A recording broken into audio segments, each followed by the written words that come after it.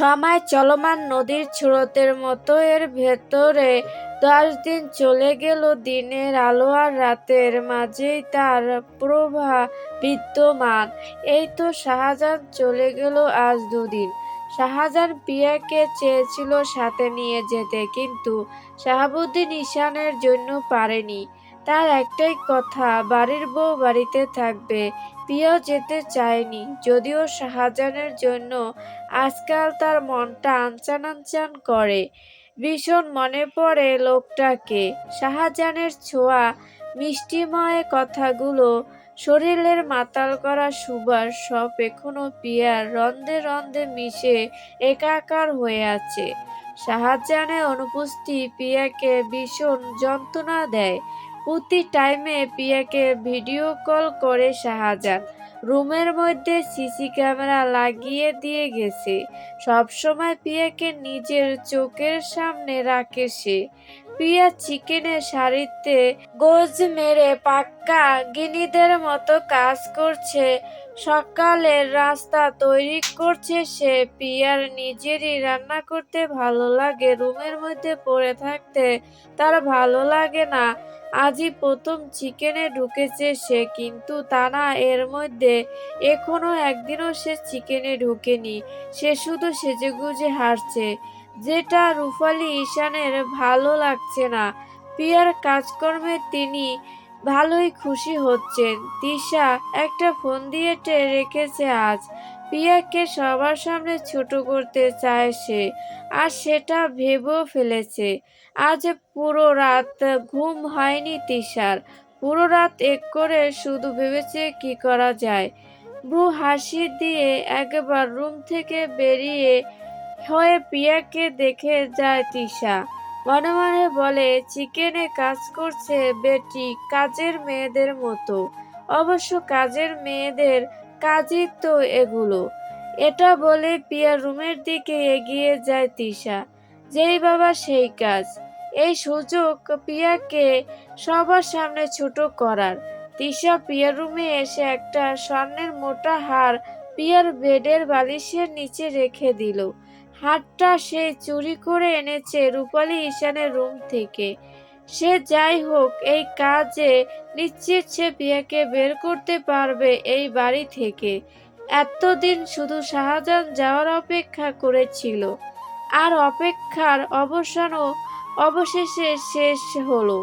তিশা হাতটা রেখে ডেভিল হাসি হেসে কেউ দেখার আগে দ্রুত বেরিয়ে যায় রুম থেকে।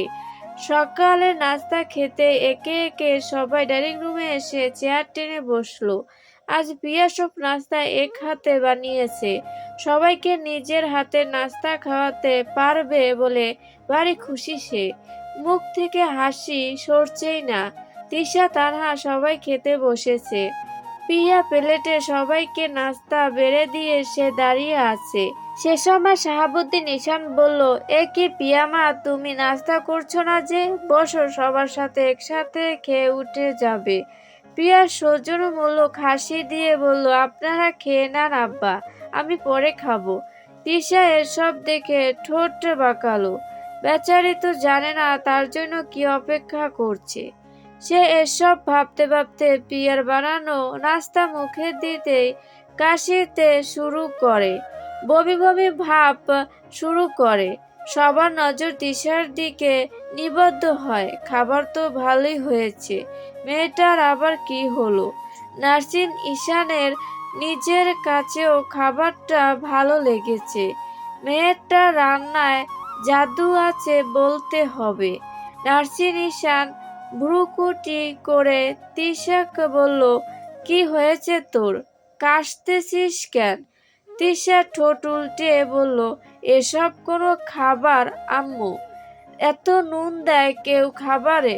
মুখেই দেওয়া যাচ্ছে না। তিশার কথা শুনে সবাই সবার মুখের দিকে তাকায়। খাবার তো সব ঠিকই আছে, নুনও বরাবরের মতো। তাহলে এই মেয়ে আবার কি বলছে? সে যাই হোক, তিশা নিজের নাস্তার প্লেটটা সিটিকে সরিয়ে হনহনিয়ে চেয়ার থেকে উঠে চলে যায় রুমের দিকে। পিয়া বেশ অপমান বোধ করে তিশার কাজে, চোখ ছলছল করে উঠে মেয়েটার। আজ পর্যন্ত কেউ তার রান্না নিয়ে বাজে মন্তব্য করতে পারেনি, তবে তিশা এসব বলেও সবাই পিয়াকে তার রান্নার প্রশংসা করেন। আজকে রূপালী ঈশান তার গ্রামের বাড়ি যাবেন। প্রায় আজ থেকে 10 বছর আগে তার বোন মারা গিয়েছিল। বোনের সাথে কোনো পরিচয় ছিল না রূপালী ঈশানের। কিভাবে মারা গেছে সেসবও তারা জানতে পারেনি, শুধু লোক মুখে শুনেছে অ্যাক্সিডেন্টে মারা গেছে। রূপালী ঈশানদের গ্রামের বাড়িতে বিশাল একটা বাড়ি আছে, যেটাতে এখন তার ভাইদের বউদের রাজত্ব। তিনি সেখানেই যাচ্ছেন আজ ভাইকে দেখতে। অনেক বছর যাওয়া হয় না। খুশি মনে শাড়ি চুড়ি পরে যখন তিনি নিজের বড় হারটা পাচ্ছেন না, তখন মাথায় আকাশ ভেঙে পড়ল যেন। এটা তার খুব শখের একটা হার, তার বাবার বাড়ি থেকে দিয়েছিল সে। আদিম যুগে যত্ন করে রেখে দিয়েছিল তিনি। ডিজাইন দেখলে মনে হবে ইউনিক কোনো হার। সব জায়গা তন্ন তন্ন করে খুঁজতে শুরু করেন, কিন্তু পান না। শেষে রুম থেকে বের হয়ে সেটা সবাইকে জানায়। চোর এলো না তো বাড়িতে। তিশাও সেখানে দাঁড়িয়ে আছে। এই মুহূর্তের জন্যই ডাইনিং রুমে অপেক্ষা করছিল সে। প্রিয়ও ছিল। তিশা সবার আগোচরে ডেভিল একটা হাসি দিল। সবার মুখে চিন্তার ছাপ। হারটা কোথায় গেল? প্রায় 5 ভরির একটা বড় হার। তার থেকেও বড় কথা, এটা তার ভীষণ শখের। হারটা না পেয়ে রূপালী ঈশান ভেঙে পড়লেন। তিশা হঠাৎ বলে উঠল, চাচিমণি, হঠাৎ তোমার হারটা কোথায় যাবে? হয়তো কেউ নিয়ে ফেলেছে। তুমি এক কাজ করো, এই বাড়ির সবার রুমে খুঁজো।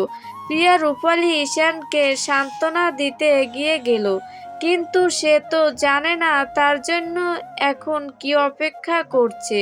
রূপালী ঈশান ভাবলেন হয়তো বিয়ের জোড়াজুড়িতে কেউ চুরি করে নিয়ে গেছে। তারপরও তার মন মানল না, কারণ তার হার নেওয়া সহজ কোনো ব্যাপার না। এটার নাগাল এই বাড়ির কয়েকজনই জানে শুধু। তিনি তিশার কথাতেই সায় দিলেন। সবার রুমে খোঁজ লাগালেন তিনি, এমনকি প্রিয়ার রুমটাও বাদ রাখলেন না। তিনি চাননি দু ছেলের বউয়ের রুমে খুঁজতে। তারা এসেছে আজ 2-5 দিন, তারা এসব নিতে যাবে কি?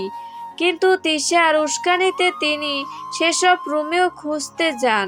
শাহজাহানের রুমে এসে রূপালী ঈশান দাঁড়িয়ে পড়েন, কিন্তু তিশা খোঁজ লাগায়। এক প্রকার সে নিজেই প্রিয়ার বালিশের নিচ থেকে হাতটা বের করে আনে। তিশা রূপালী ঈশানের আড়ালে হাতটার দিকে চেয়ে ক্ষিপ্ত হাসি দিয়ে তারপর অবাক করা ভঙ্গিতে বলে উঠল, চাচিমণি, এ কি? তোমার ছেলের বউয়ের রুমে এই হাতটা কোত্থেকে এলো? চোর বিয়ে করে এনেছো নাকি ছেলের জন্য? না হলে হাতটা সেদে সেদে তো আর তোমার বউয়ের বালিশের নিচে আসছে না। রূপালী ঈশানও যেন বেশ অবাক হলেন, সাথে সাথে মাথায় হাত চলে গেল তার। নিজের চোখকে বিশ্বাস করাতে পারলেন না তিনি। তার মস্তিষ্কে বলতে লাগলো, প্রিয়া এমন কোনো কাজ করতেই পারে না। আর প্রিয়াকে তিনি কখনো নিজের রুমের আঙিনার দিকেও যেতে দেখেননি। শুধু সেদিন তিনি নিজেই ডেকেছিলেন রুমে। প্রিয়ারা সবাই এখনো ডাইনিং রুমে। তাদের কথা খুঁজছে, খুঁজুক, তারা তো কেউ নেয়নি। তারপরও একটা চিন্তার ছাপ। রূপালী ঈশান এসে প্রিয়াকে সবার সামনে চড় বসিয়ে দিলেন। হঠাৎ এমন কিছু হবে কেউ ভাবেনি। সবার মুখ হা হয়ে গেল, এমনকি প্রিয়া নিজেও যেন এমন কিছুর জন্য প্রস্তুত ছিল না। মুহূর্তে মেয়েটার ফর্সা তুলতুলে গালে 5 আঙুলের দাগ বসে গেল।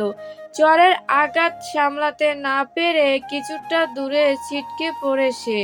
প্রিয়া কিছুর বলার সাহস পেল না, শুধু মুখে হাত দিয়ে ছলছল চোখে চাইল রূপালী ঈশানের দিকে। সবার ব্যাপারটা বুঝতে খানিকটা সময় লাগলো যেন।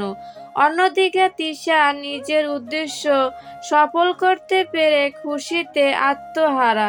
কিন্তু তিশা কি জানে সামনে তার জন্য কি আসতেছে?